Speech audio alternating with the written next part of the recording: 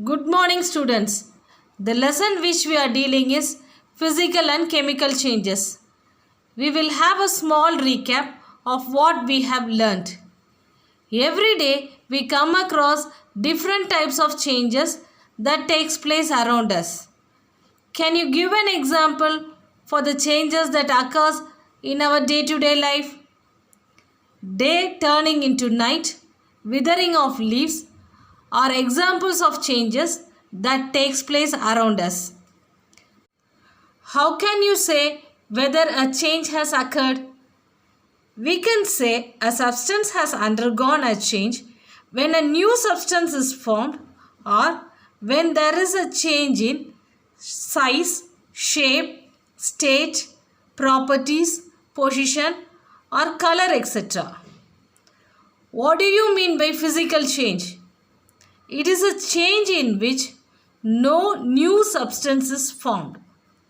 Physical properties such as shape, size, color may be changed and their chemical properties remains the same. What do you mean by chemical change? It is a change in which a new substance is formed. Both physical and chemical properties of the original substance may be changed. In this video, we will learn more about chemical changes. You all know chemical change is a change in which new substance is formed. These substances are formed due to the chemical reactions. So, a chemical change resulting in the formation of one or more new substances is called a chemical reaction. The chemical substances that participate or which are present originally in the chemical reaction is known as reactants. And the new substances that are formed due to the chemical reaction are called products. Reactants will give products. If we represent a chemical reaction using symbols and formula of elements or compound involved in the reaction, then it is known as chemical equation. A chemical reaction can also be expressed in words, that is, only by writing its names of the element or compounds involved in the reaction. This equation is known as word equation. Now, we will learn how to write an equation. We already learnt that chemical substance that participate in the chemical reaction is known as reactants and the new substance that are formed are known as products. To write a chemical equation, the reactants are written on the left hand side, and if there are more than one reactant, it is combined by plus sign between them. The product is written on the right hand side. Here also, if there are more than one product, then they are combined using plus sign.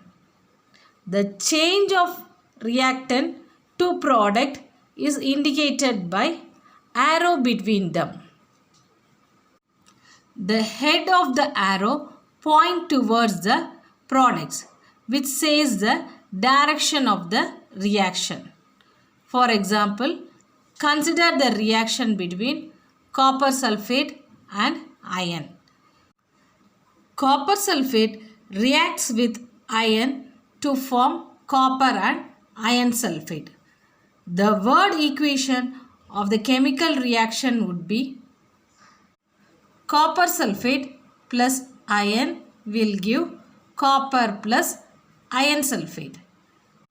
To write the reaction in chemical equation, the names of the reactants and the products are replaced with their symbols and formula.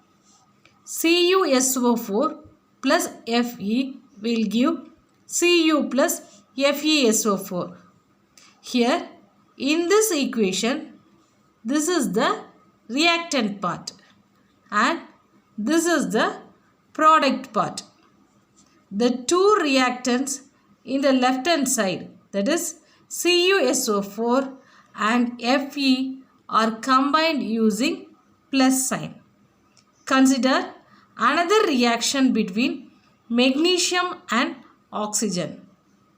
Magnesium reacts with oxygen to form magnesium oxide. The word equation of the chemical reaction would be magnesium plus oxygen will give magnesium oxide. Chemical equation for this chemical reaction would be Mg plus O2 will give MgO. Magnesium and oxygen, which is written in the left hand side, is the reactant part, and the magnesium oxide, which is written in the right hand side, is the product part. So, a chemical equation tells us about the reactants that take part in a reaction, the products that are formed in the reaction, and also number of molecules of the reactants and the products in the reaction. Now, we will do an experiment to observe a chemical reaction.